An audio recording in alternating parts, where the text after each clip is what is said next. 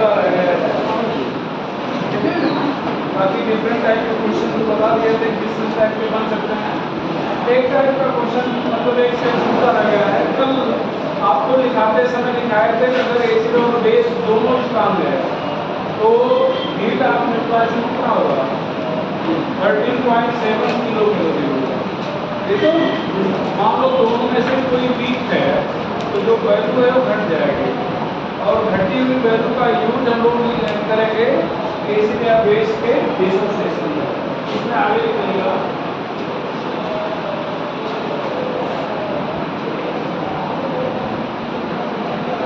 Acid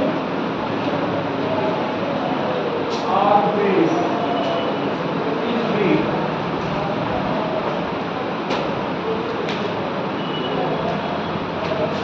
then heat of neutralization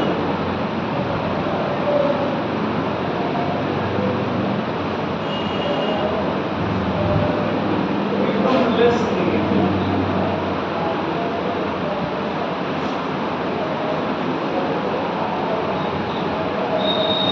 Heat of neutralization become less negative.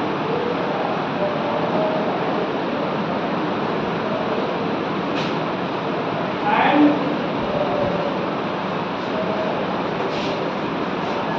increase the value is used in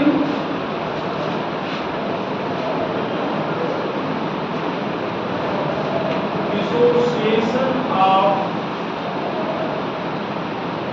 weak acid or base.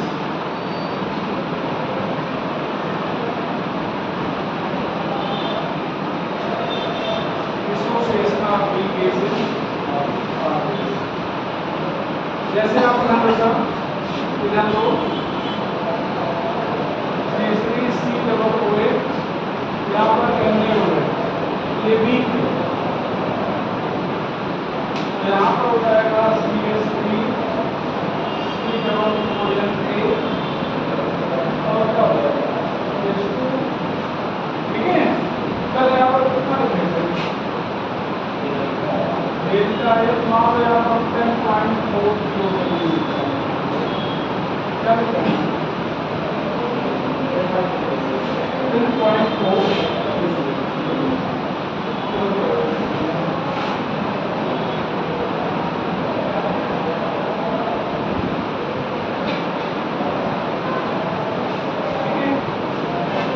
कल -13.7 लिखा गया था, आज -10.4 लिखा गया। तो यहाँ पर जो वैल्यू कम हुई है वो इस एसिड के डिसोसिएशन के लिए हुई है, तो आएगी हीट ऑफ डिसोसिएशन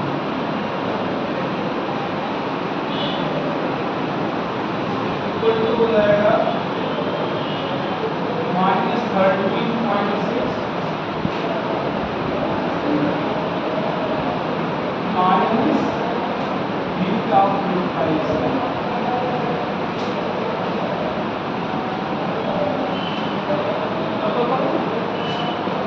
सॉरी ये थोड़ा सा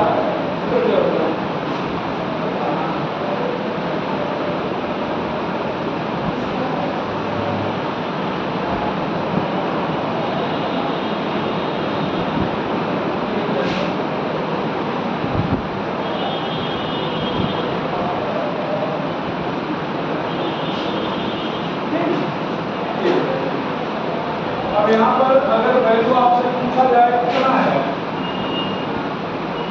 +13.6, यहाँ पर प्लस कितना -10.4, तो +13.6 यहाँ पर कितना है -10.4, कितना जाएगा? अच्छा, अगर ये हम इसको तोड़ रहे हैं तो तोड़ने में एनर्जी दिया जाएगा या निकलेगी? दिया जाएगा। तो डिसोसिएशन हमेशा पॉजिटिव होगा, डिसोसिएशन हमेशा क्या होगा? पॉजिटिव होगा। इसलिए आप माइनस हो तो नीचे क्या कर देंगे? क्या कर देंगे? तो बस ये वैल्यू पॉजिटिव लाने के लिए ये वैल्यू क्या करेंगे, जो क्वेश्चन भेजा गया था शुरू में किया उसमें से न्यूट्रलाइजेशन वाला है 10 क्वेश्चन किए 10 क्वेश्चन बहुत है, न्यूट्रलाइजेशन पे 10 क्वेश्चन। हाँ बहुत क्वेश्चन क्वेश्चन का से बड़ा है एक लोग है बहुत है, कभी तो प्रैक्टिस होगी और ना ये नहीं कि बहुत क्वेश्चन है तो हम कैसे करें, जितना करो उतना कॉन्सेप्ट क्लियर होगा उतना। जैसे एक ही टाइप का 5 क्वेश्चन किए तो 5 क्वेश्चन भले एक ही टाइप के हो लेकिन उससे आपका कॉन्सेप्ट क्लियर होगा, प्रैक्टिस बनेगी। ठीक है, हम लोग तो ये सोच रहे थे कितना ज़्यादा से ज़्यादा आपके लिए कर दें। आप जानते हो तो न्यूट्रलाइजेशन जितना कराया गया है कार्बोनेशन सबसे बड़ा होता है सब पे पढ़ाया गया सब टाइप का। अब ये कि जैसे हमारे हमने पढ़ा दिया अब आप छोटे लोग सब बन जाए नहीं करेगा, आप उसको बनाओ दो चार बनाओ एक तब जो है वो बनेगा। ठीक है, आप उस टाइप के आपको नोट्स में जरूर दिखाएंगे इस टाइप का होगा। अच्छा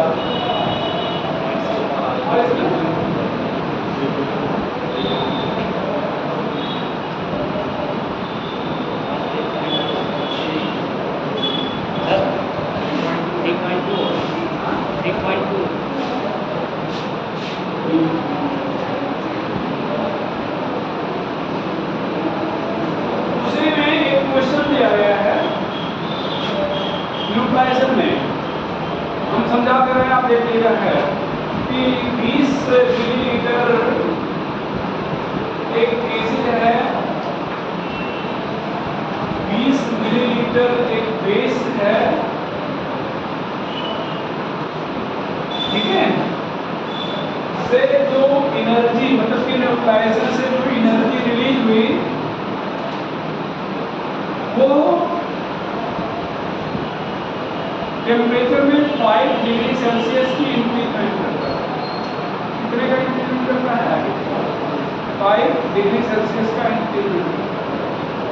अब अगर यही 200 मिलीलीटर ले लिया जाए एसिड और ये 200 मिलीलीटर बेस ले लिया जाए, दोनों को मिला दिया जाए, यहाँ पर टेम्परेचर में रेंज कितना हो रहा था? 5 डिग्री सेल्सियस का। यहाँ पर टेम्परेचर में रेंज कितना हो रहा था?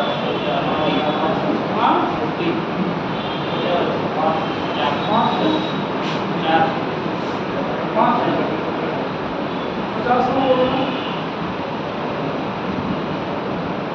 ये वॉल्यूम कितना हो गया?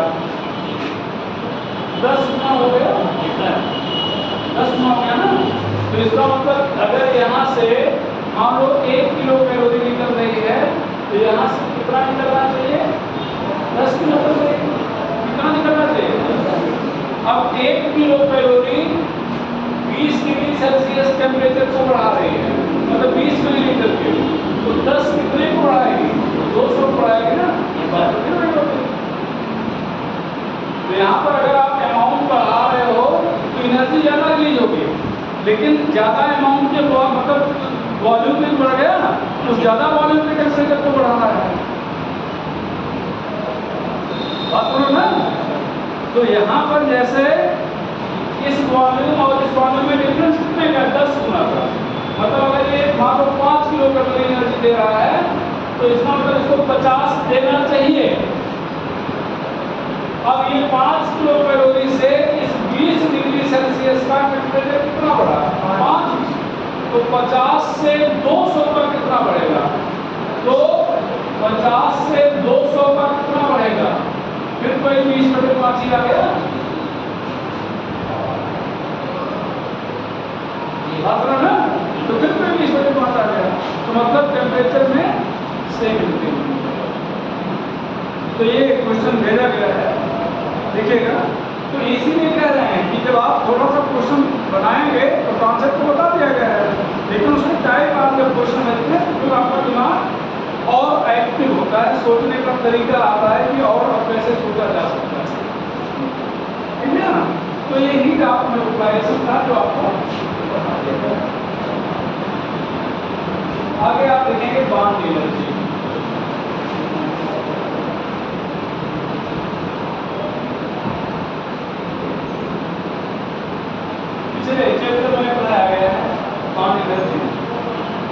क्या लिखा है? एनर्जी को एक और छोड़ने के लिए average amount of energy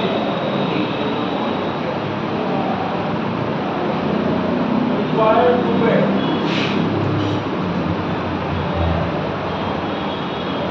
bond of 1 mole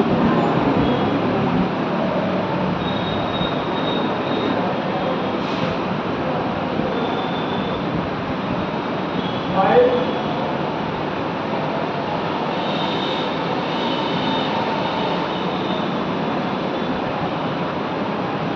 amount of energy required to break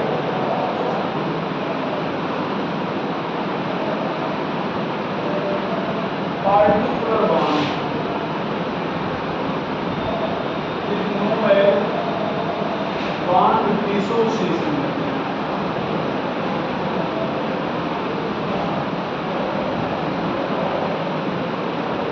It is different for different bonds.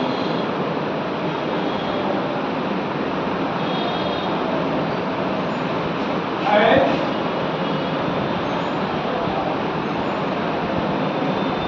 on breaking of one bond,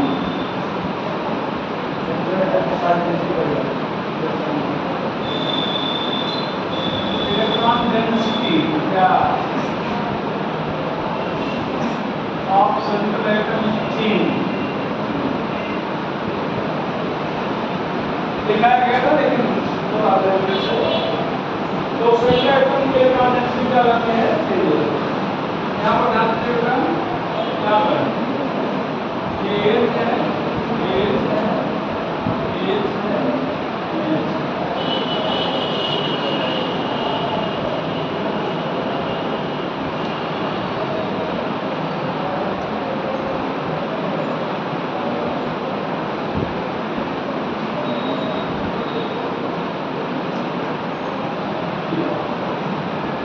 तो यहाँ पर बॉन्ड एनर्जी हो जाएगा H plus Y plus Z plus S, H plus Y plus Z plus S. तो ध्यान रखना अलग अलग बॉन्ड को तोड़ने के लिए, तो इस बॉन्ड को तोड़ने के लिए एक्स प्रयोग करोगे, ये CH है, ये भी CH ही है, लेकिन उसके लिए वाई, ये भी CH है, जेड, ये भी CH है, जेड एस प्रयोग करोगे। अब क्यों ऐसा? कार्बन क्या होता है ऑप्शन में कितने काम है? 4 होते हैं, 4 सेट करने कितना होगा बेटा? 8। अब वो ये ध्यान दो, बॉन्ड टूटेगा तो जैसे ये बॉन्ड टूटा, 2 इलेक्ट्रॉन हाइड्रोजन के साथ चला गया, तो कार्बन के पास कितना बचा? 6। अब 6 इलेक्ट्रॉन को व्यवस्थित करेगा, उस व्यवस्था में इलेक्ट्रॉन डेंसिटी क्या हो जाएगी? बदल जाएगी। अब यहाँ पर ध्यान दो, हो सकता है कि इलेक्ट्रॉन कार्बन ले ले और इलेक्ट्रॉन न ले ले हाइड्रोजन, तो अभी याद है अगर ऐसा होगा कि एक हाइड्रोजन लेके चला जाए, एक कार्बन के पास बचा तो 7 हो जाएगा, 7 को फिर व्यवस्थित करेगा। मान लो दोनों इलेक्ट्रॉन कार्बन के पास ही रहा, तो पहले 8 है, अभी भी 8 है, लेकिन फिर इलेक्ट्रॉन डेंसिटी बदल गई। क्यों? पहले जो 8 इलेक्ट्रॉन थे सभी बॉन्ड बनाए थे, अब ये जो 2 इलेक्ट्रॉन ने बॉन्ड नहीं बनाए, लोन पेयर हो जाएंगे। तो जो लोन पेयर होते हैं उनका नेचर अलग होता है, मतलब ना वो रिपल्सन ज्यादा क्रिएट करते हैं, रिपल्सन ज्यादा क्रिएट करने की एनर्जी में चेंज ज्यादा है। ठीक है, यहाँ पर डिफिनेशन का पूरा पहले दिखाया जा चुका है। हमें जो बताना था वो ये, यहाँ पर अगर बॉन्ड एनर्जी के कॉन्सेप्ट से कोई चीज सॉल्व करेंगे, एंथैल्पी चेंज निकालेंगे, तो यहाँ पर HR माइनस HP कुछ भी कैलकुलेट कर रहे हो, तो यहाँ पर क्या है? बॉन्ड एनर्जी का कॉन्सेप्ट लगा है, तो HR माइनस क्या करेंगे? HP करेंगे। HR माइनस P कर लेते थे कब? जब कंबस्शन दिया है और क्या निकालना है? फॉर्मेशन। कंबस्शन दिया है और फॉर्मेशन निकालना है, तब ये कर रहे हैं। ठीक है, भाई तो नहीं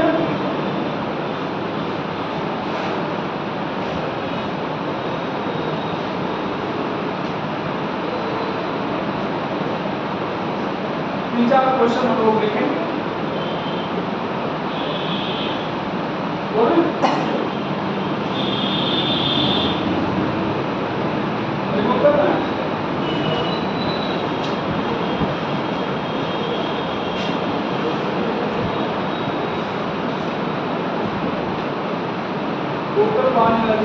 ethane and ethane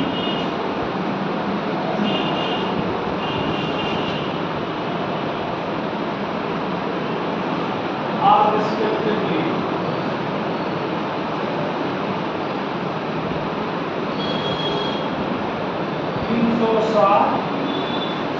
and 620 kilocalorie पर मोल।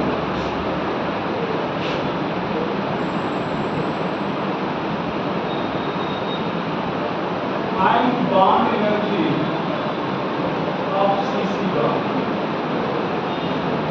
point bond energy of CC bond।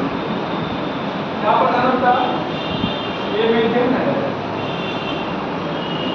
कितने CH बॉन्ड हैं? चार। Formatting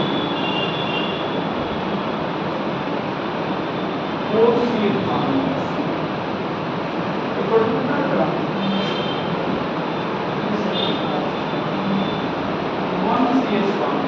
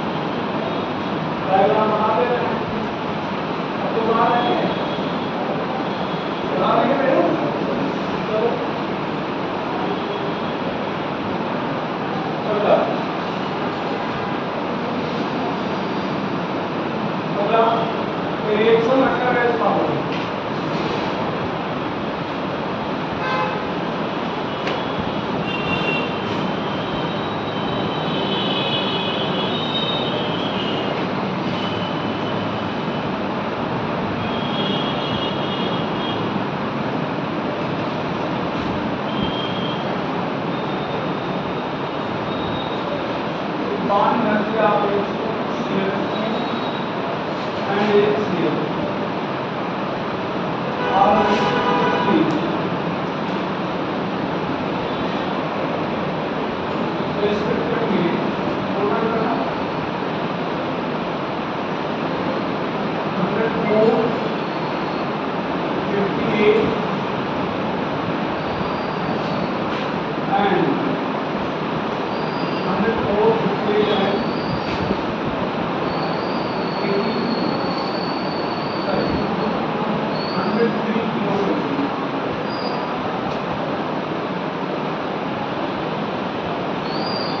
Find heat of formation of HCl.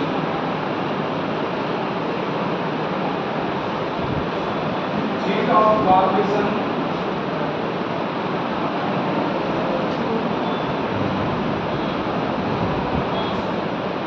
of HCl. Find heat of formation of HCl. तो ध्यान रखिएगा ये रिविजन लिखा गया इसका कोई मतलब नहीं है, मतलब याद रहेगा। तो कल जो आपको बताए थे हीट ऑफ फॉर्मेशन का उपयोग करना ना भैया, तो आपको क्या बताया गया कि आप रिएक्शन इस तरह से बैलेंस करो कि एक ही मोल प्रोडक्ट बने। कितना मोल बने? तो यहाँ पर अगर आप H2Cl2 लेंगे तो मोल बन रहा है, तो हाफ से मल्टीप्लाई कर लें, हाफ से मल्टीप्लाई कर लें, HCl हो गया। अब यहाँ पर आपको क्या करना है, डेल्टा HCl, तो यहाँ पर HR माइनस क्या कर रहे हैं, जब भी बॉन्ड एनर्जी दिया होगा जब भी, तो आप हमेशा रिएक्टेंट माइनस क्या करोगे, प्रोडक्ट। अब यहाँ पर HR रिएक्टेंट में क्या है, हाइड्रोजन है, तो H2 लेकिन इसको हाफ से मल्टीप्लाई किया है, plus half HCl2 minus HCl। तो यहाँ पर क्या बनेगा,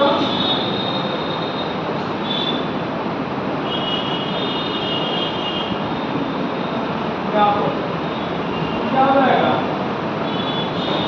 और ये क्या था 104 का मान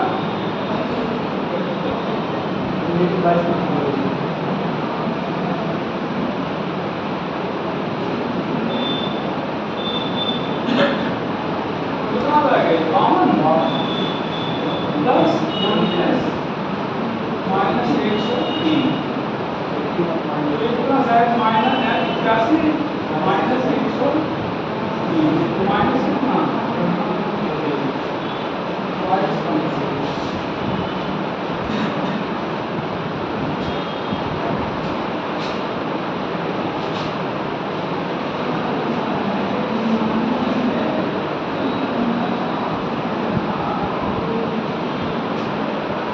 ठीक है,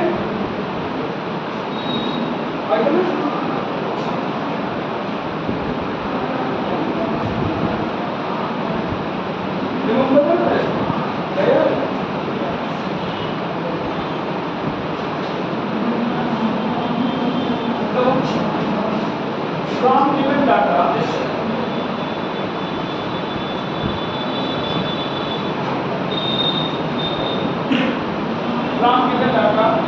यहाँ पर bond carbon carbon carbon hydrogen hydrogen hydrogen carbon carbon bond dissociation energy है, बॉन्ड डिसोसिएशन एनर्जी है।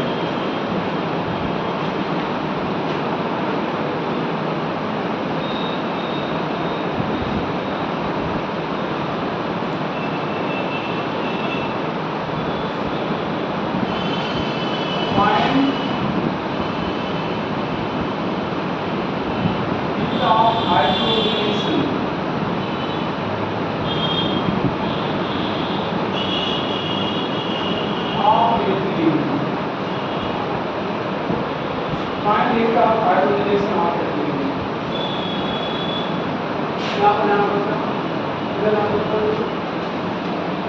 हाइड्रोजनेशन का मतलब हाइड्रोजन का जुड़ना, तो एथिलीन है CH2 ये हाइड्रोजन जुड़ेगा तो क्या हो जाएगा CH3 अब यहाँ पर क्या होगा ये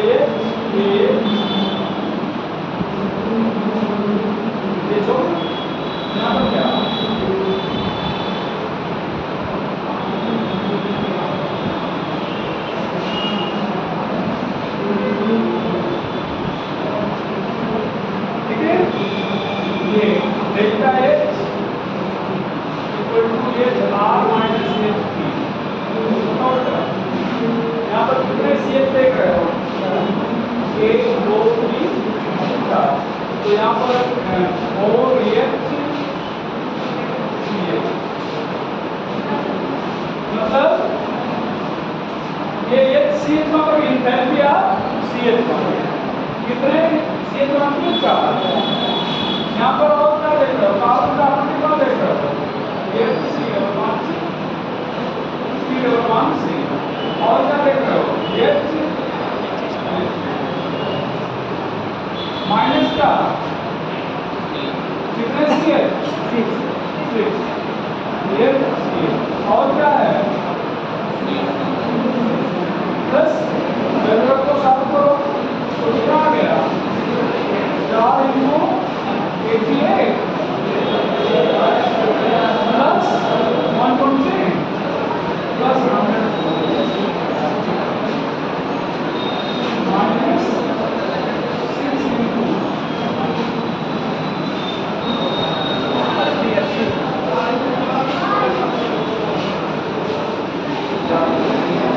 तो 8 का 32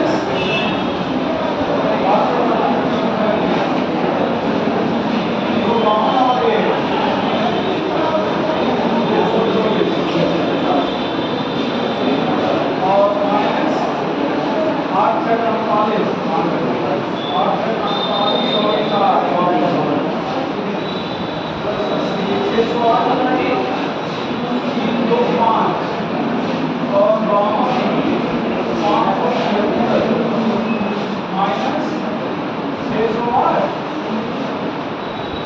24 इधर और 8 इधर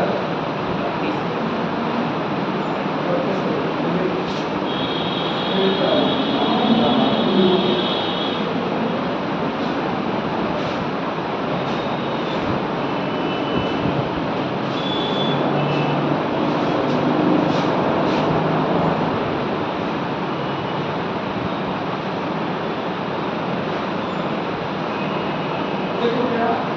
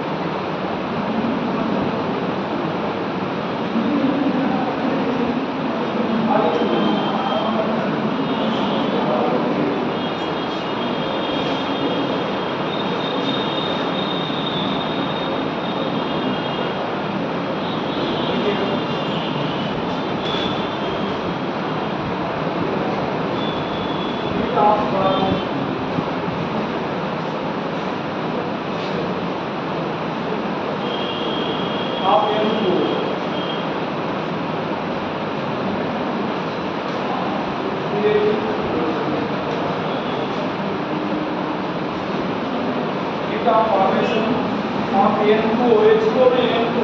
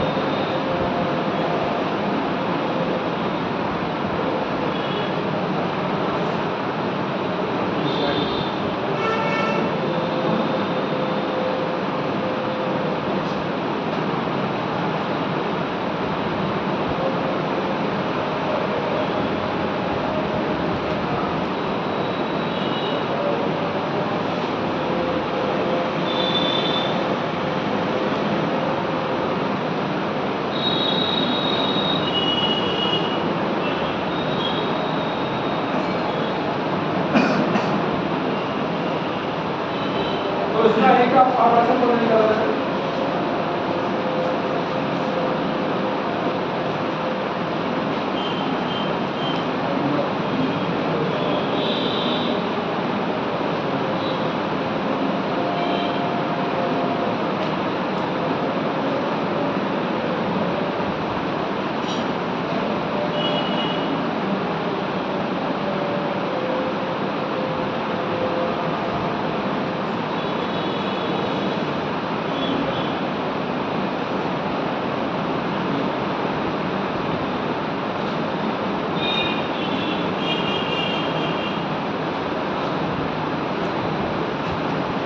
तो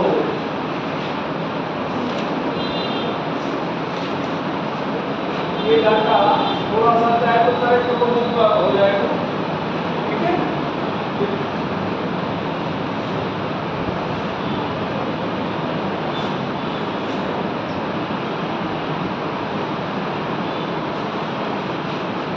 बाकी कोई दिक्कत नहीं है, कई बार के क्वेश्चन सीधे पूछ ले जाते हैं, ठीक है।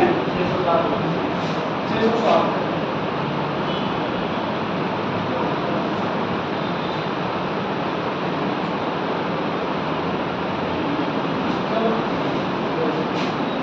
तो अब यहाँ पर ध्यान में रखना, इधर आ जाना,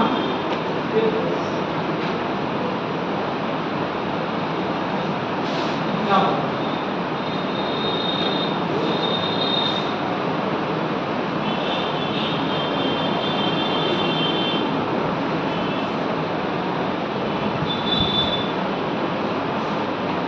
ये यहाँ पर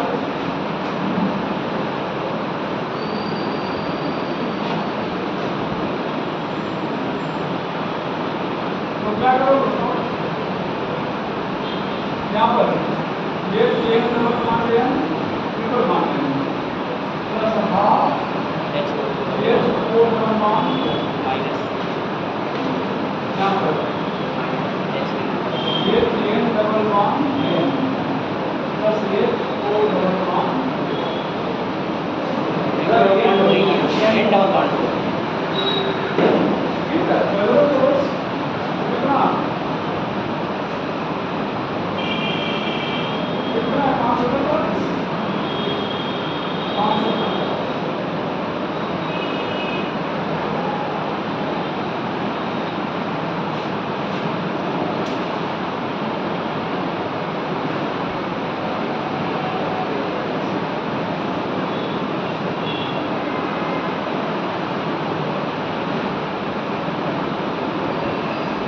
तो सिर्फ आपस 1035 हो जाएगा, और यहाँ पर कितना 996 बड़े इसका आधा कर दो तो 250 इधर 22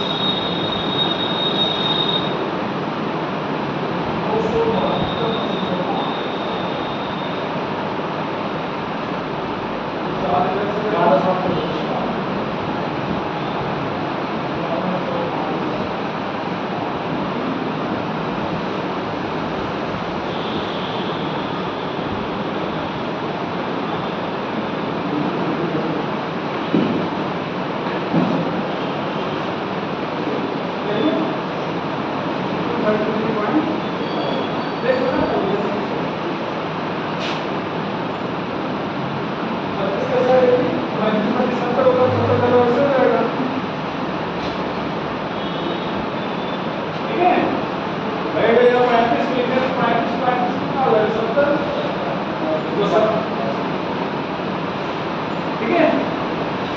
तो ये ध्यान रखना है, क्या करोगे कर रहा हो, क्या मान करना है, बोलो रिजोनेंस एनर्जी, क्या करोगे करना है resonance energy.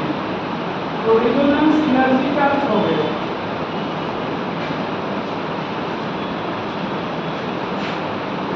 Delta F experimental minus delta x numerical.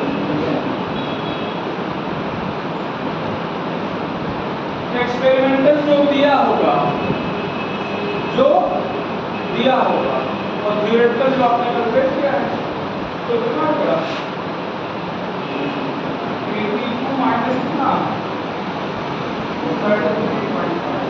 Sulphur का क्लोराइड जो है 82 माइनस 233.5 सल्फर है ना जो वैल्यू आएगी वही आंसर।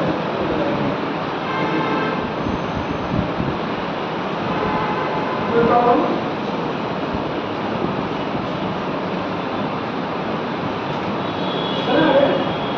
अच्छा ध्यान रखना, और एक क्वेश्चन पूछेंगे उसका थोड़ा हिंट आपको देते हैं, क्या क्या हमें याद नहीं है, याद है हमारे पास यहाँ पर है मोबाइल में। जैसे ये ध्यान देना, ये सपोज करो ये बेंजीन है, ये साइक्लोहेक्सीन है, यहाँ पर हाइड्रोजन जोड़ोगे तो कितना हो गया?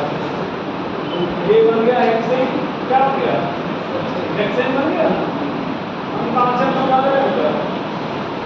और एक आज में एक ही क्वेश्चन दे देंगे, यहाँ पर जो डेल्टा एच आएगा कितना होगा? -x किलोमीटर होगा। अब इसी तरह से अगर यहाँ पर बेंजीन ले लिया जाए तो यहाँ पर कितने हाइड्रोजन जुड़ेंगे? 3। तो यहाँ पर डेल्टा एच कितना आना चाहिए? 1 के लिए h, 3 के लिए कितना? 3x आना चाहिए ना। तो ये क्या है? थ्योरेटिकल। क्या है? थ्योरेटिकल। और एक्सपेरिमेंटल कुछ दिया होगा, जैसे यहाँ पर 82 दिया था।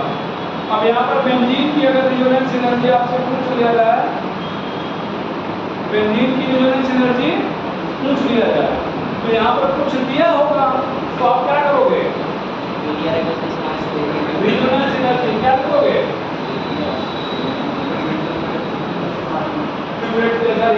Experimental minus theoretical. तो ये थ्योरेटिकल को आपने साथ किया -x, तो माइनस यहाँ पर कितना हो जाएगा? -3x। और ये कुछ वैल्यू यहाँ पर दी गई, मान लो x y है, y से तो y दिया है, तो y माइनस क्या हो जाएगा? 3x। तो ये फाइनली y प्लस क्या हो जाएगा? 3x। तो हमने समझा दिया है, डाटा सेट आपने भेज देंगे, एक ही क्वेश्चन भेज देंगे, सब लोग सॉल्व करके देंगे। बस समझ गए ना? ये इसका मतलब इसमें एक का ये दे दिया है, तो एक का दे दिया है, तो इससे यहाँ पर 3 मान है, जिसका मतलब इसका जो भी होगा कितना? 3 गुना आना चाहिए। आना कितना चाहिए? 3 गुना। लेकिन जो दिया है 3 गुना से कुछ इधर उधर है, तो जो दिया है वो एक्सपेरिमेंट में दिया है, और जो आपने कैलकुलेट किया है क्या है? थ्योरेटिकल है, तो दोनों का आप डिफरेंस कर लीजिए, समझ आएगा? ठीक है, एक भेजेंगे इसको चाहे तो अभी जब छोड़ ही दो, ठीक है? आधा पेज का जितना निकाले हो उससे कम ही आएगा, ठीक है? थोड़ा सा 5-7 लाइन छोड़ देना, और आगे हम लोग पढ़ते हैं। चला जाएंगे आगे। आपके होगी heat of atomisation. Heat of atomisation,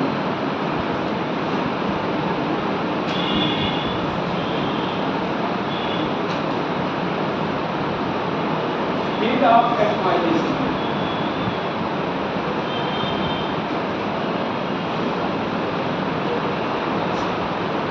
Change in enthalpy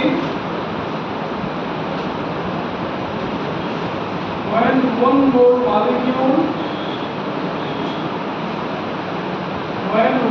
molecule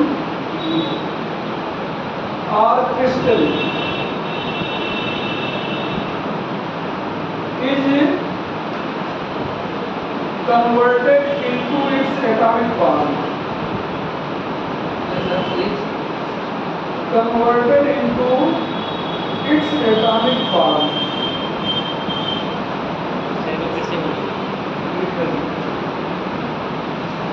Change in enthalpy when one more crystal or molecule is converted into its atomic form. तो एक मोर मॉलिक्यूल या जो क्रिस्टल है उसको अपने एटॉमिक फॉर्म में अगर कन्वर्ट किया जाए तो जो एंथैल्पी में चेंज होगा उसको लोग क्या कहेंगे? हीट ऑफ एटमाइजेशन कहेंगे। अच्छा, अब ये ध्यान देना, ध्यान दो, ये आपके ऐसे अर्थ है कोई नहीं,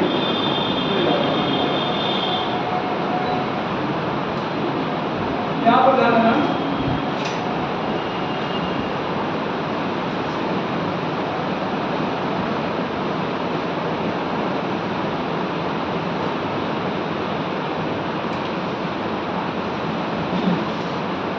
इधर देखो, ये आपसे पूछा, आगे के क्वेश्चन में जाएगा, ये H2 है, ये क्या है, एक मोल मॉलिक्यूल है ना, इसको क्या कर दिए, 2H में एटम में कन्वर्ट हो गया।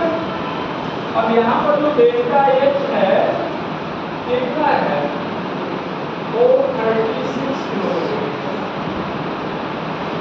कितना है, तो इस 436 किलोकैलोरी को आप कहेंगे heat of atomization of hydrogen। अच्छा, एक और चीज सुनो, ये हाइड्रोजन है ना, इधर क्या है, H और H है, ये H जब H और H बॉन्ड को तोड़ा गया तो किसमें कन्वर्ट हुआ, H एटम में तोड़ा गया, तो तोड़ने के लिए जो एनर्जी देते हो उसको क्या कहते हो, बॉन्ड डिसोसिएशन एनर्जी, क्या कहते हो, बॉन्ड डिसोसिएशन एनर्जी कहते हो। तो इसका मतलब this is bond dissociation energy of hydrogen. इसका मतलब ये हो गया कि अगर एक ही बॉन्ड है तो bond dissociation energy and heat of atomisation are same. अब किसके लिए, H2 के लिए, Cl2 के लिए, Br2 के लिए, I2 के लिए, इन सब के लिए क्या है, तो लिखेंगे no bracket for diatomic molecule bond dissociation energy and heat of atomisation are same.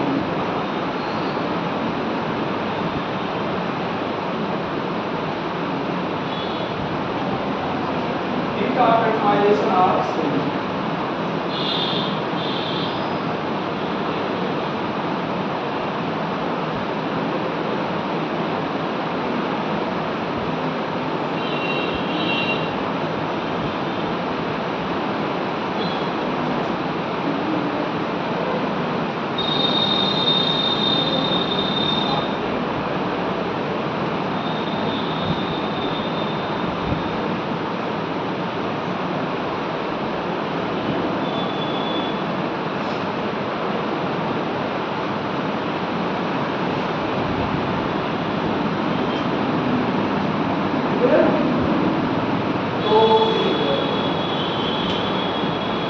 तो अगर ये एक ही है तो अच्छा, अगर मान लो मल्टी एटॉमिक है तो मल्टी एटॉमिक में क्या हो जाएगा, हीट ऑफ फॉर्मेशन के बराबर हो जाएगा या हीट ऑफ डिसोसिएशन मतलब बॉन्ड एनर्जी के बराबर हो जाएगा।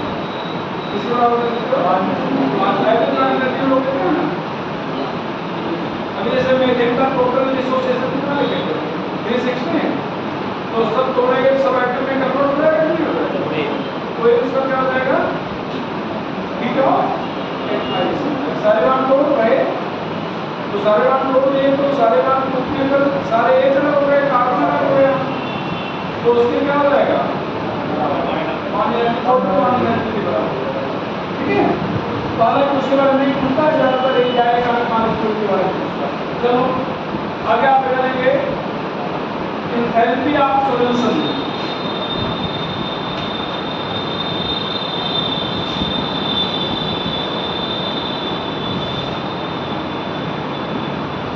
Enthalpy of solution,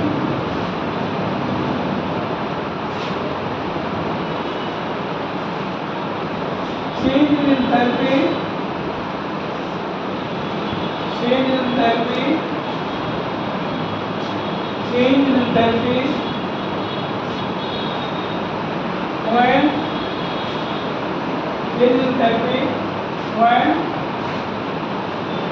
substance is dissolved, substance is dissolved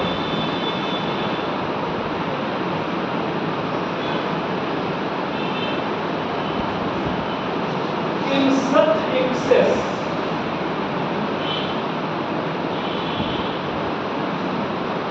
of water बल्कि सॉल्वेंट कर सकते हैं।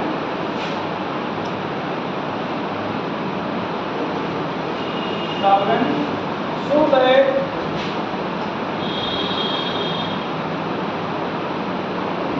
on further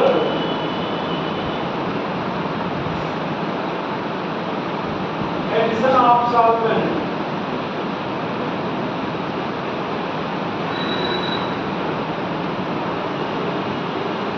enthalpy will not change.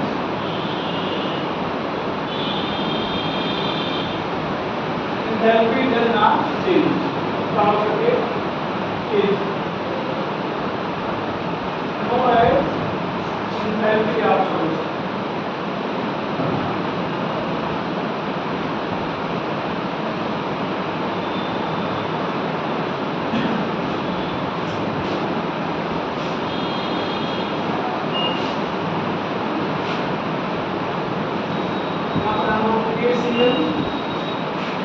यहाँ पर मान लो 100 मिलीलीटर वाटर आपने डाला, यहाँ पर KCl एक्वस हो गया, delta H minus x kilo calorie, एक KCl एक्वस, फिर आपने 100 मिलीलीटर वाटर डाल दिया, यहाँ पर एक KCl एक्वस ही रहेगा, इसमें कोई फर्क तो पड़ेगा नहीं। डेल्टा H इक्वल टू कितना माइनस वाई किलो, यहाँ पर KCl एक्वस फिर से लिया, फिर 100 मिलीलीटर वाटर डाल दिया, यहाँ पर KCl एक्वस ही बना, डेल्टा H माइनस, इसका मतलब क्या हो जाएगा,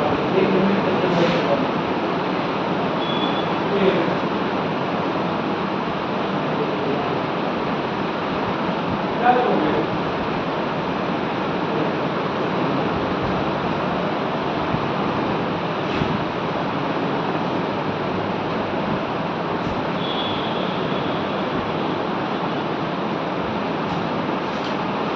ये इनको जोड़ो, दोनों जोड़ो, माइनस x प्लस क्या आ जाएगा,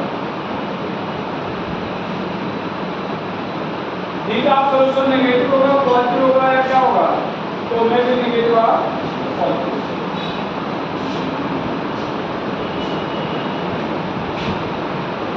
ठीक है। आप सोल्यूशन में भी नेगेटिव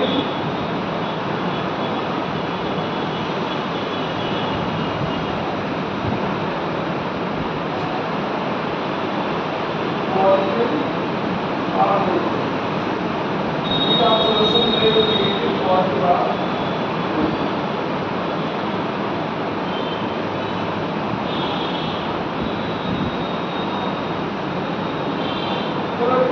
दो क्वेश्चन इसमें पूछा था, एक करा दे रहे हैं, दोनों क्वेश्चन हम ग्रुप में ऑलरेडी भेज चुके हैं, ठीक है।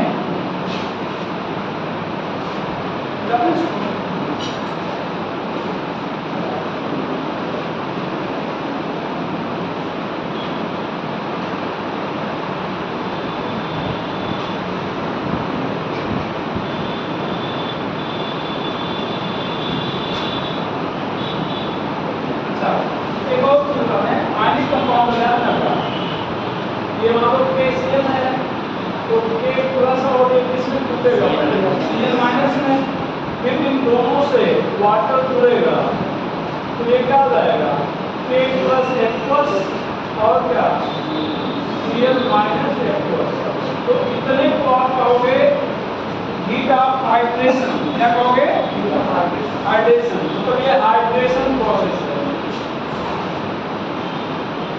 और ये क्या है, डिसोसिएशन है, क्या है, डिसोसिएशन, राइट। अच्छा, ये जब बना रहा होगा तो एनर्जी निकली नहीं होगी, और क्या है, ये आयन है, मतलब आयनिक कंपाउंड है, तो जब आयनिक कंपाउंड को उसके कांस्टिट्यूएंट से के आयन से बनाया जाता है तो एनर्जी रिलीज होती है, उस एनर्जी को लोग क्या कहते हैं, लैटिस एनर्जी को क्या कहते हैं, लैटिस एनर्जी। तो लैटिस एनर्जी कहते हैं जब एक मोल आयनिक कंपाउंड अपने आयन से बनता है और उसी को तोड़ रहे हो तो जितना एनर्जी निकलती है उतना दे दिया जाए तो टूट जाएगा, तो इसको आप यहाँ पर आप कह सकते हो लैटिस एनर्जी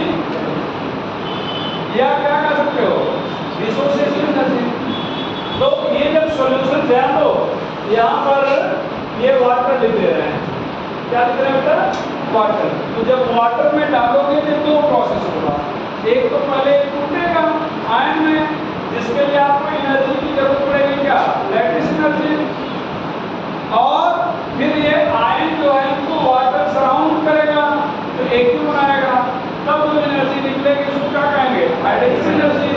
तो इस सॉल्यूशन में कितना प्रोसेस हुआ, दो। तो अगर ये एक सॉल्यूशन हमें लिखना है तो ये क्या हो जाए भैया, डेल्टा एच लैटिस, या लैटिस यहाँ पर यूज लिख रहे हैं, ठीक है, और प्लस डेल्टा एच हाइड्रेशन। तो कई बार ऐसे लैटिस एनर्जी दे देगा, हाइड्रेशन एनर्जी दे देगा, हीट ऑफ सॉल्यूशन पूछ लेगा। तो अगर ऐसा है तो आप ये फार्मूला लिख सकते हैं।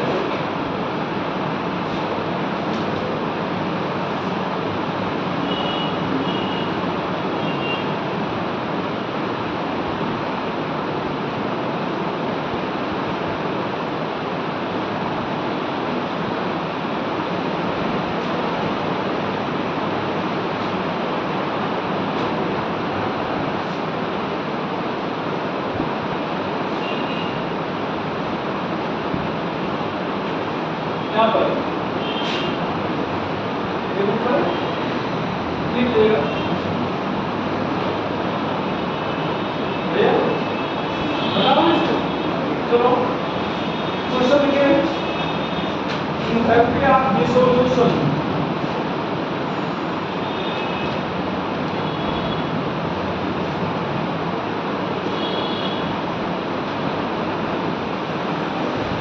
आप ये CH2 and BaCl2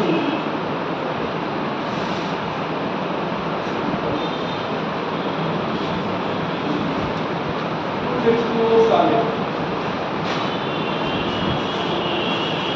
are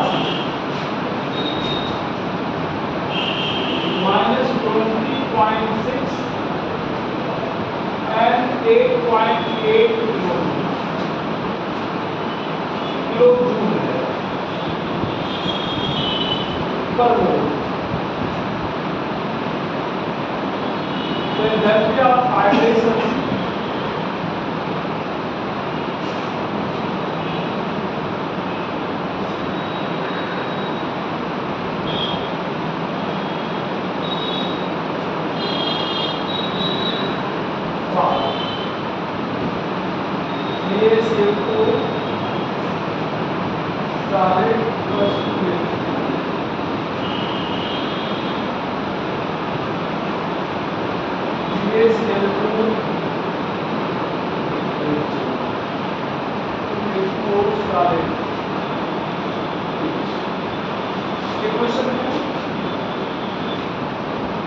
BaCl2 copper sulphate, BaCl2 copper sulphate, दो का क्वेश्चन पूछा है, एक काम करा दे रहे हैं, दोनों क्वेश्चन आपके उसमें दिया गया है हीट ऑफ हाइड्रेशन के अंदर, एक आप बनाए। तो यहाँ पर क्या जाएगा ना,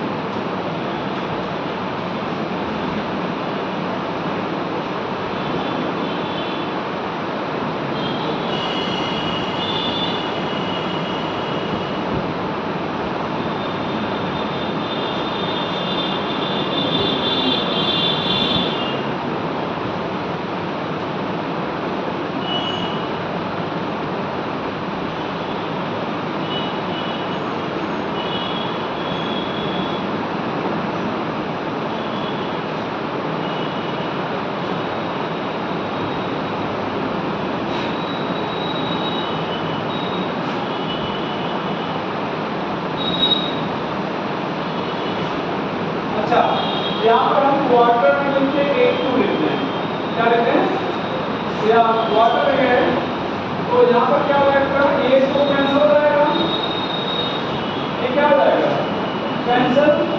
यहाँ पर ये बी एच के टू क्या हो जाएगा सामने, और यहाँ पर वाटर हम लोग लिखेंगे, जब आप कहोगे वाटर वाटर भी कैंसिल हो जाएगा, तो वाटर यहाँ पर बैलेंस रिएक्शन नहीं है, ध्यान रखिएगा ये बैलेंस रिएक्शन। भाई आपने सॉल्यूशन बनाया है ना, तो वाटर मॉलिक्यूल गिन के रखा है, किसको डिस्चार्ज करने के लिए इतना वाटर, इसको डिस्चार्ज करने के लिए इतना वाटर, गिनती तो नहीं रखे ना, इसको तो यहाँ पर वाटर रहेगा।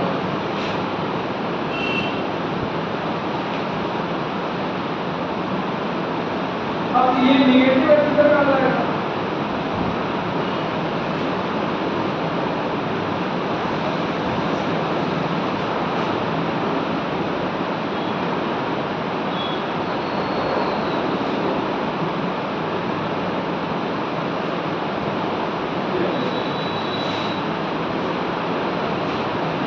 और सेम ऐसे कॉपर सल्फेट वाला होगा, सेम ऐसे क्या होगा copper sulphate.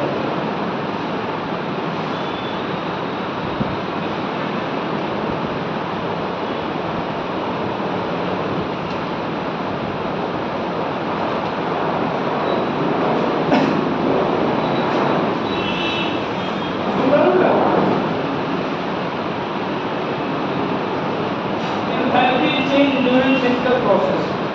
Enthalpy change of physical process.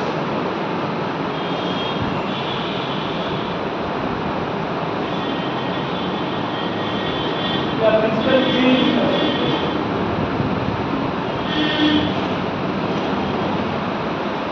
enthalpy change of physical change. पहला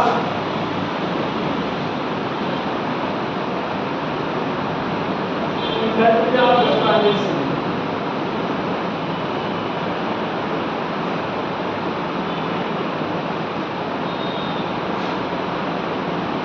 Change in enthalpy. When one mole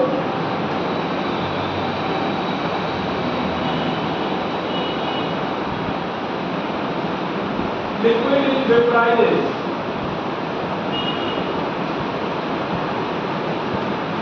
at its boiling point.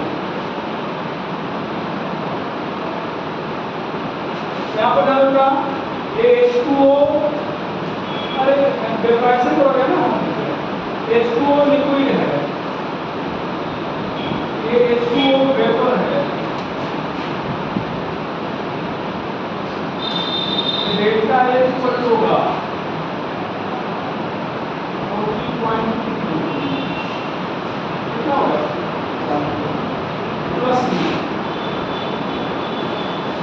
Plus में delta H vaporisation equal to क्या हो जाएगा, ये vapour product minus delta H liquid, it is always positive, i.e.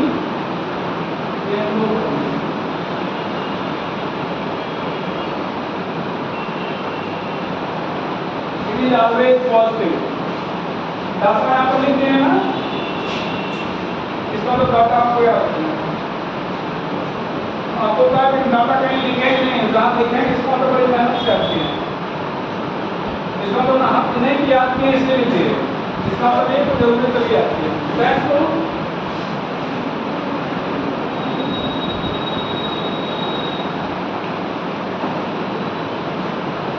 enthalpy of fusion, enthalpy of fusion,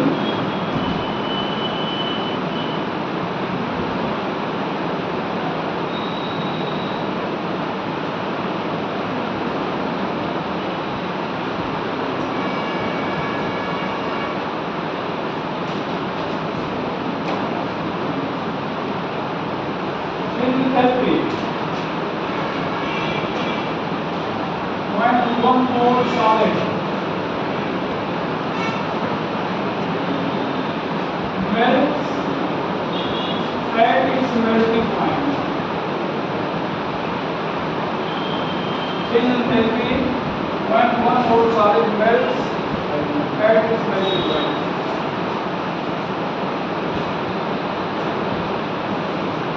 ध्यान में रखना भैया, इधर हम लोग ये H2O सॉलिड है, ये H2O क्या है, लिक्विड है, डेल्टा H यहाँ पर +6 यहाँ पर डेल्टा H फ्यूजन FUS करना चाह रहे हो, प्रोडक्ट माइनस रिएक्टेंट ना, APL माइनस AH एक वस्तु होगा ऑलवेज आई की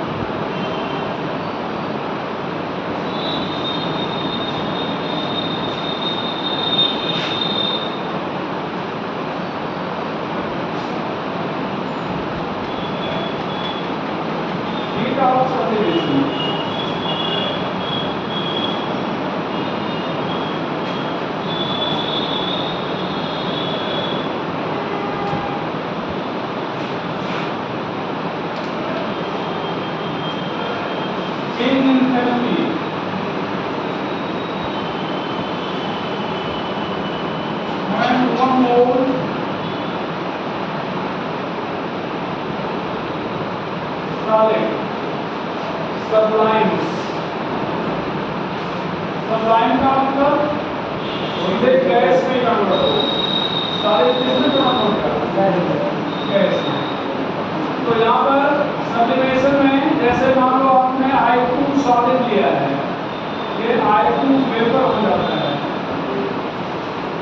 तो डेल्टा H यहाँ पर पॉजिटिव होगा। डाटा में याद किए हैं, मतलब आपको भी नहीं याद करना है। अब सब्लिमेशन में क्या करना चाह रहे हो भैया, डेल्टा H सब्लिमेशन। अब बताओ H vapour minus H solid, ये पॉजिटिव होगा, I की पॉजिटिव होगा, इसका मतलब क्या हो जाएगा। अच्छा, तीन आपने पढ़ा, वेपराइजेशन, फ्यूजन और क्या, सब्लिमेशन, ये तीनों पढ़ा। तीनों क्या है, एंडोथर्मिक है और ये इंटरमॉलिक्यूलर फोर्स को मेजर करते हैं। अगर सब्लिमेशन ज्यादा है, एक आप सब्लिमेशन इसका मतलब ज्यादा एनर्जी देना पड़ रहा है, इसका मतलब इंटरमॉलिक्यूलर फोर्स का मतलब क्या होगा, ज्यादा होगा। इसी तरह से वेपराइजेशन ज्यादा है तो इसका मतलब ज्यादा, ठीक है। यहाँ पर अच्छा इधर आना, ये सारे है आपका लिक्विड में होता, लिक्विड किस होता, गैस। तो ये जो लिक्विड में होता है इसको आप क्या करेंगे, सॉरी फ्यूजन करेगा, सारे को लिक्विड में करना है फ्यूजन, तो ये फ्यूजन। और ये क्या करना,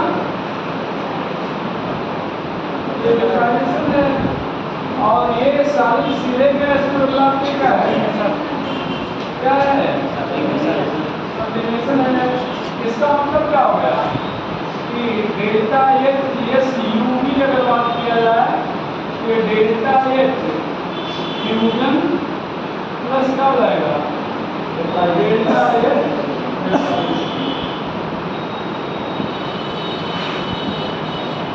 all these enthalpies are measure of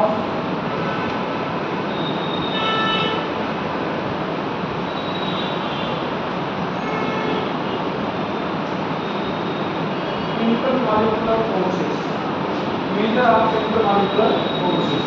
ये तीनों मतलब ये जो भी इंथैल्पी पे आपने लिखा है ये क्या है, इंटरमॉलिक्यूलर फोर्स को मेजर करते हैं, measure of intermolecular force.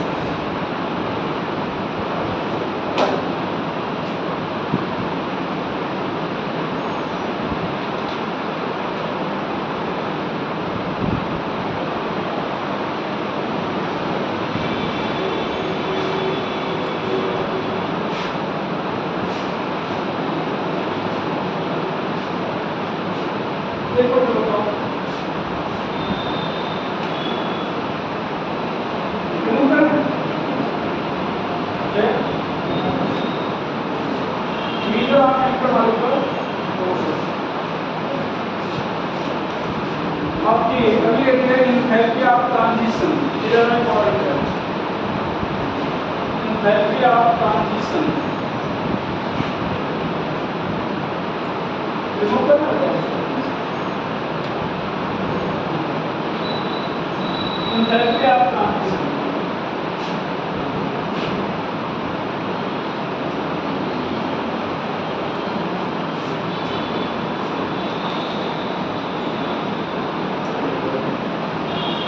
Enthalpy of transition यहाँ पर ध्यान रखना एंथैल्पी ऑफ ट्रांजिशन की बात करें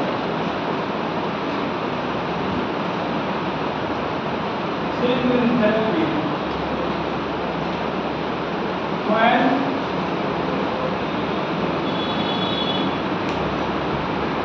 one mole below top, one mole and below top of an element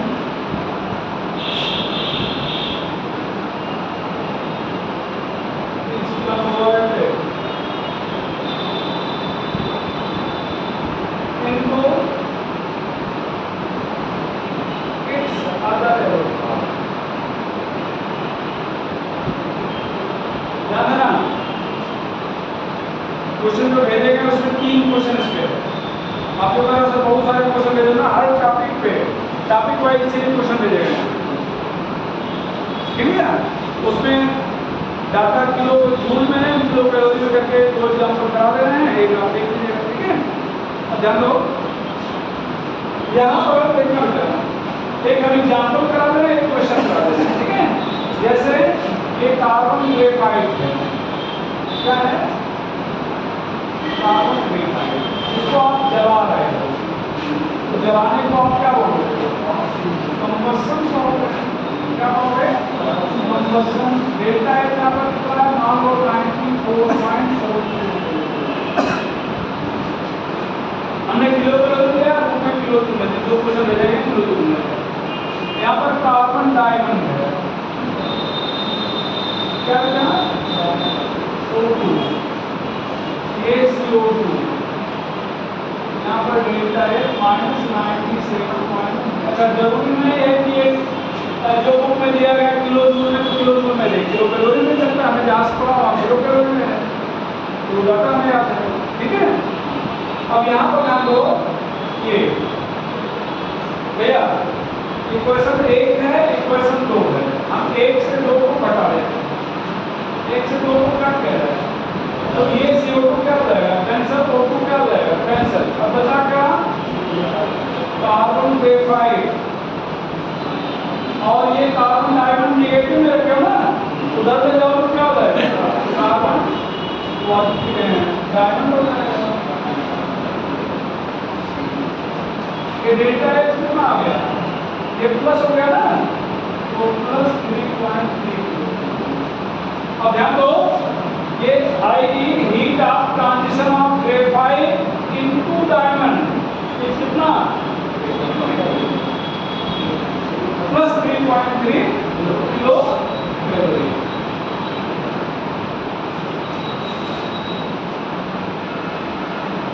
i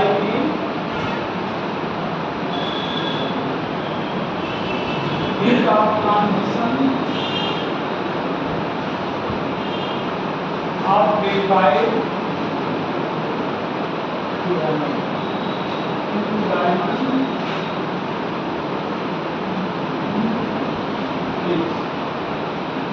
plus 3.3. अब ध्यान दो अगर एक न्यूमेरिकल प्रॉब्लम पूछा था ये हमने एग्जांपल के रूप में कराया ना अगर ये मैथमेटिकल मतलब आपसे न्यूमेरिकल क्वेश्चन पूछता तो कैसे करता आपसे कहता कि heat of combustion of carbon graphite and diamond are respectively -94.4 and -90.7 kilo calorie find heat of transition of graphite into diamond जैसे सुनो ग्रेफाइट इनटू डायमंड इनटू हो रहा है ना जो इनटू जिसमें बदलना होगा वो माइनस में करेंगे उसको किसमें करेंगे माइनस ठीक है और जिसको बदलना होगा उसको क्या करेंगे प्लस में अच्छा अब अगर आपसे कह रहा है कि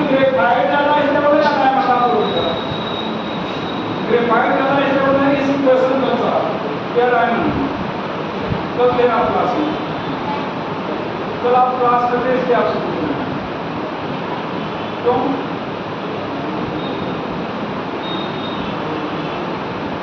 क्यों आपको ग्रेफाइट है इसको डायमंड क्यों? कोई भी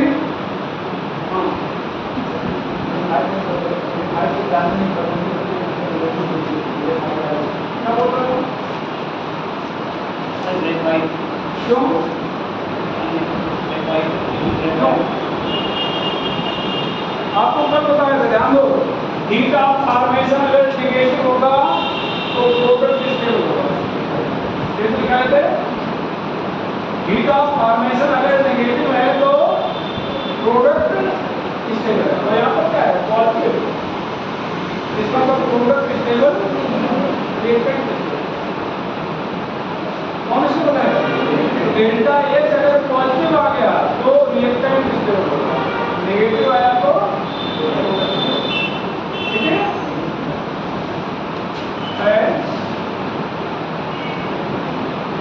delta H P for transition, P for transition.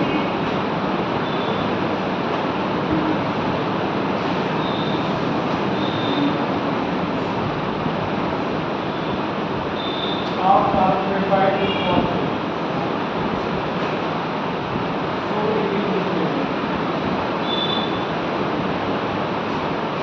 मतलब इसको एनर्जी देके तब सेल बनता जाएगा, एनर्जी देके बनता जाएगा तो जबरदस्ती किया जाएगा, तो जाना नहीं है।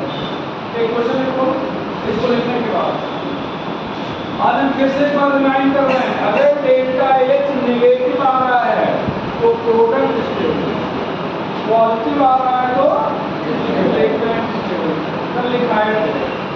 और मान लो दो का नेगेटिव है तो जिसका ज्यादा नेगेटिव होगा वो ज्यादा स्टेबल होगा और जिसका कम नेगेटिव होगा वो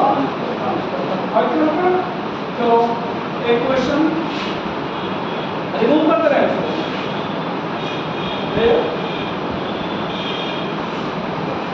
heat of transition, sorry heat of combustion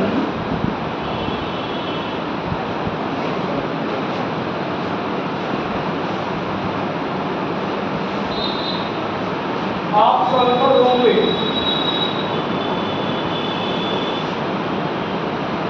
into mole heat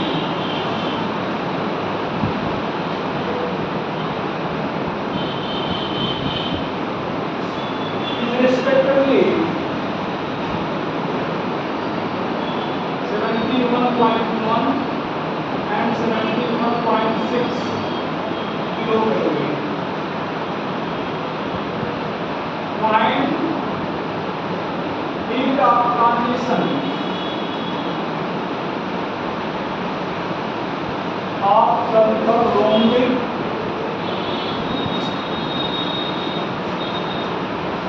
into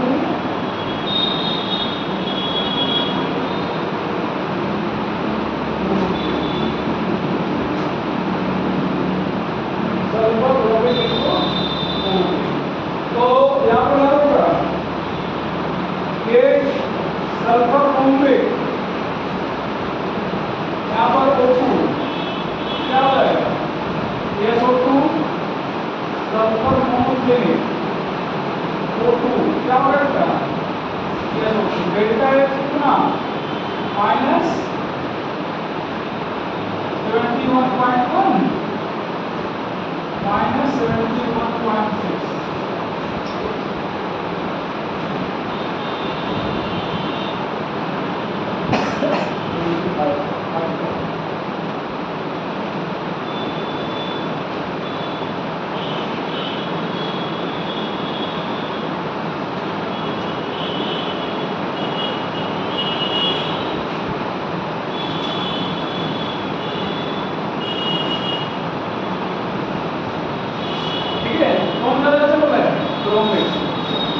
अच्छा यहाँ दो भैया, 60 में अगर करना है कंबसन दिया गया ना यहाँ पर यहाँ पर यस किस में करना है, यस मोनोक्लिक delta H T equal to H R minus H का, तो क्या हो जाएगा माइनस 71.1 माइनस माइनस 71.6 आ गया प्लस 0.5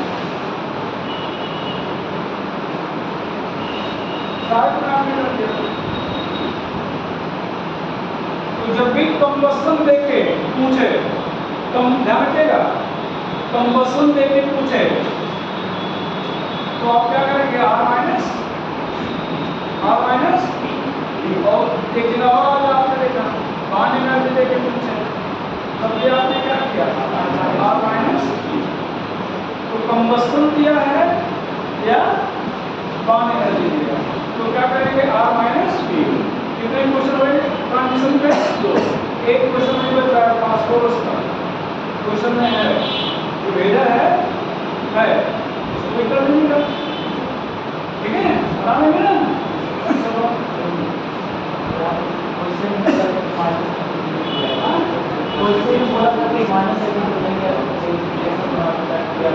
कंबसन है, कंबसन में क्या ये देगा कंबसन को ऐसे नेगेटिव होता है, देना चाहिए था, नहीं दे ठीक है। आगे एक क्लास रेडी है, इस class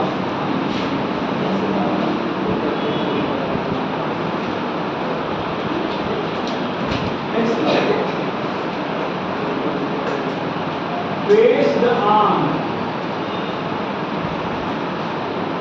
first law of thermodynamics, सबसे इम्पोर्टेंट पॉइंट तो ये है,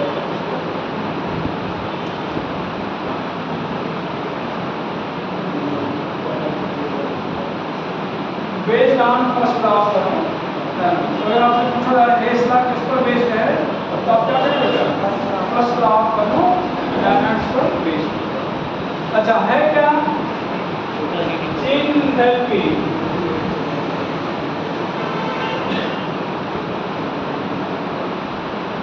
of any process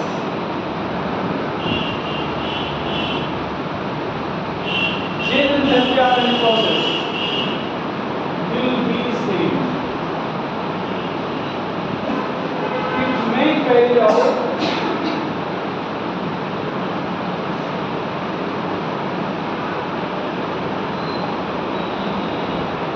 in one step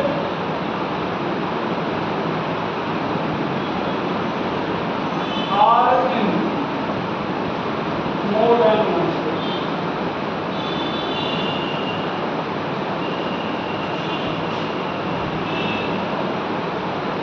It may carry out in one step or in more than one step. तो ये एक स्टेप में कराया जाए या एक से ज़्यादा स्टेप में, तो एंथैल्पी में चेंज हमेशा क्या होगा, ध्यान में एक हाइपोथेटिकल एग्जांपल है, ध्यान रखना, हम एक हाइपोथेटिकल एग्जांपल से चल रहे हैं।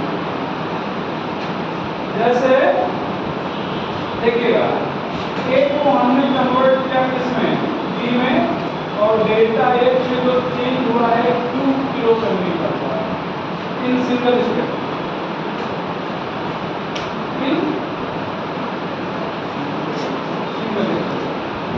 in more than one step.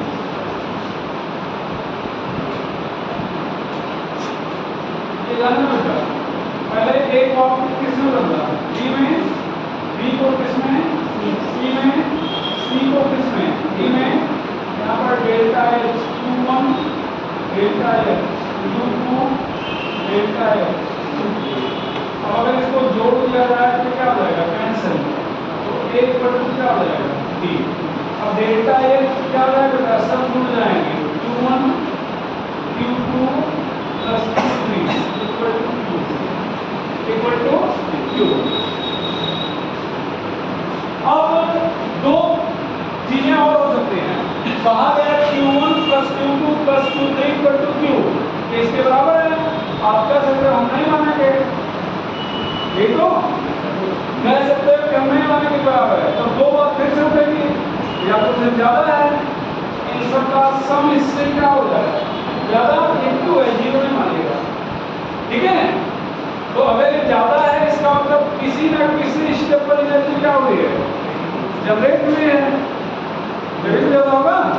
और अगर ये कह दिया जाए कि तीनों का सम इससे कम है तो किसी न किसी स्टेप पर एनर्जी क्या हुई है, लैप्स हुई है।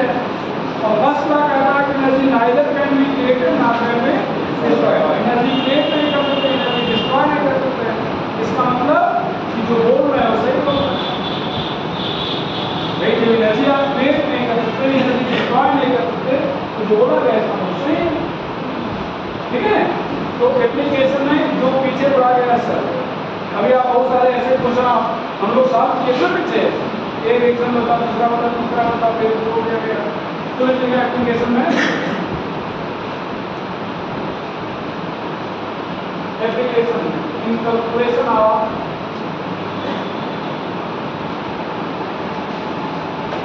heat of formation,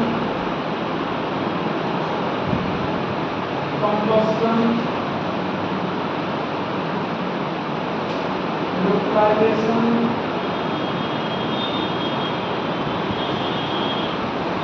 bond energy,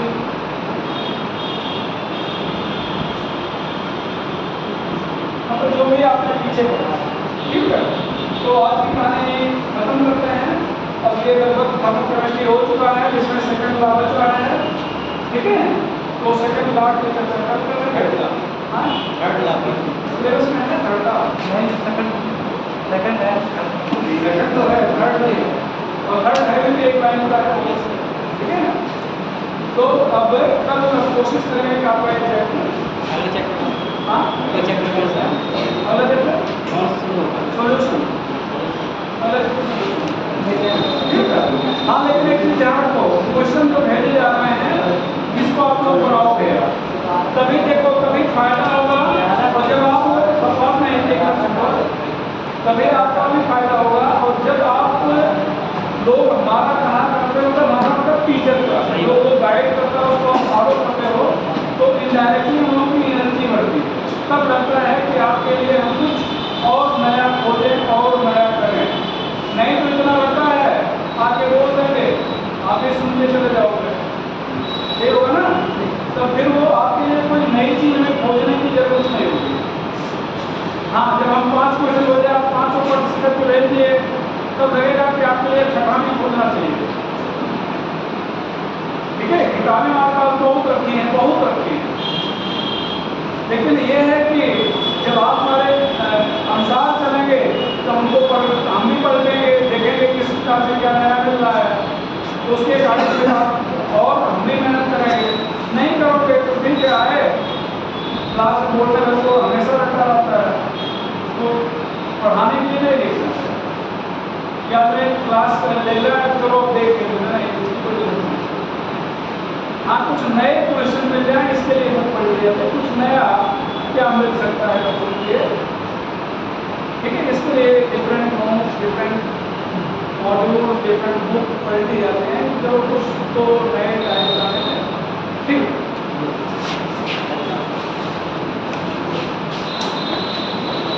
तो इसको